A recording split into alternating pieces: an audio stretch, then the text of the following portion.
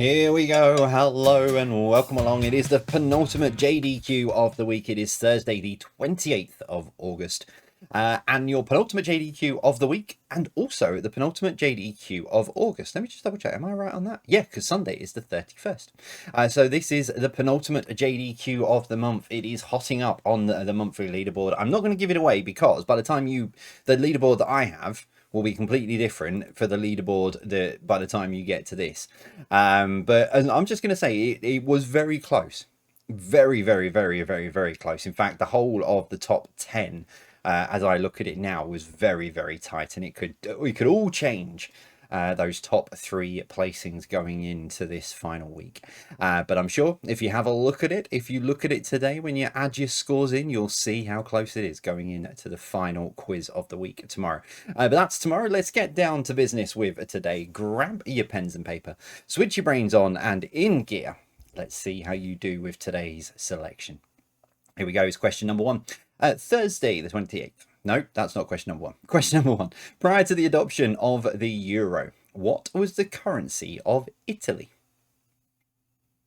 So prior to the adoption of the euro, what was the currency of Italy?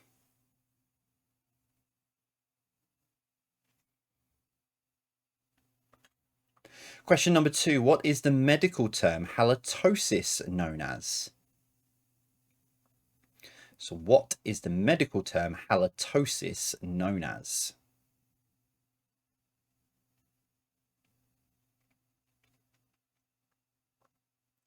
Question number three. What sport or which sport takes place at Wrigley Field? So which sport takes place at Wrigley Field? W-R-I-G-L-E-Y. I know my accent's making it sound different, but Wrigley. So if you say it in an American accent, you're all right. That may have given a bit of a clue. Moving on. Number four, which chocolate brand has the slogan of Master Chocolatier? That's not how I spelled it on my Word doc. Which chocolate brand has the slogan of Master Chocolatier?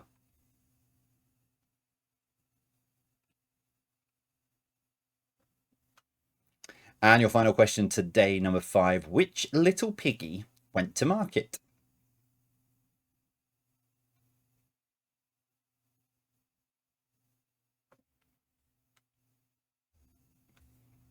There we go. That's your five. I'm doubting myself on the answer to the final question, so I'm just gonna double check it while you're thinking. Right. So there we go. That is your five questions for today. How do you think you did? Well, we'll find out together once Dave counts us down. Once Dave, that's not a definitive answer. That doesn't help. It counts us down from 5 to 0 in just a moment's time. So make sure you've got your answers written down. I'll make sure I've got my answers written down or locked away in your brain. When I come back after Dave gets to 0, we'll go through the answers. Dave, count us down while I think. 5, 4, 3, 2, 1, 0.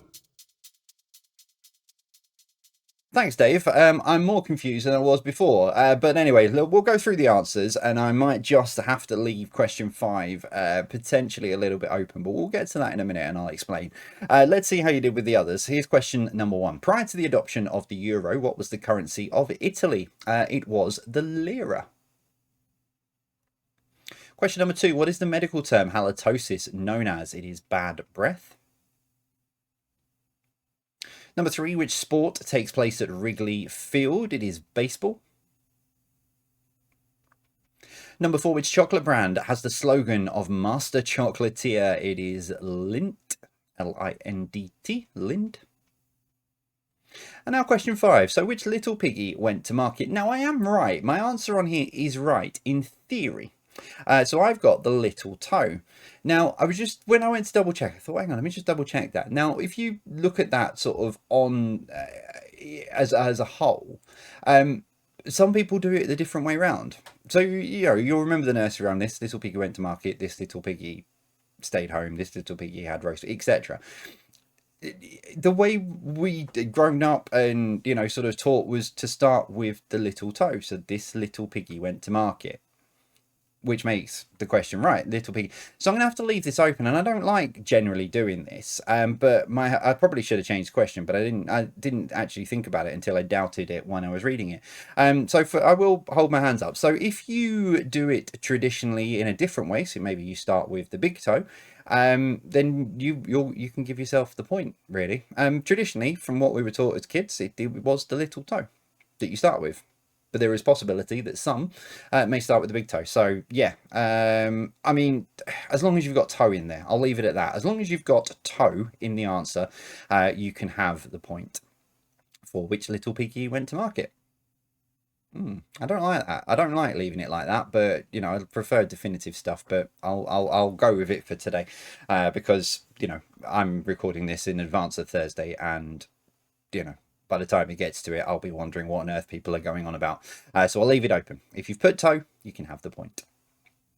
Right, okay, your tiebreaker question then for this for today.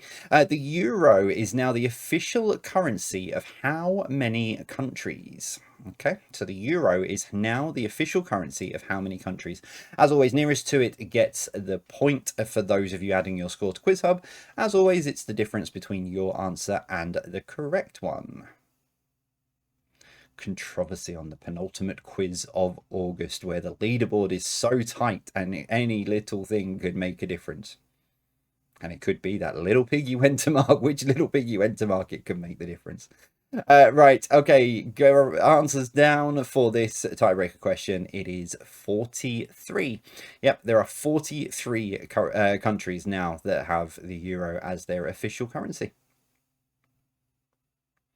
There we go. That then is all of your questions for today. We got there in the end. As always, let me know how you got on through the comments. I know loads of you do leave your comments on YouTube and obviously on the actual podcasting platforms as well. So thank you very much. And also, as always, add your score onto Quiz Hub. That is where I sort of check every day, if not every other day. I mean, I'm on there working, so I've got a massive feature that I'm getting ready to sort of test and stuff over the next couple of months. For JDQ for my Saturday quizzes. So yeah, I'm working on the website every single day, but I've learned my lessons.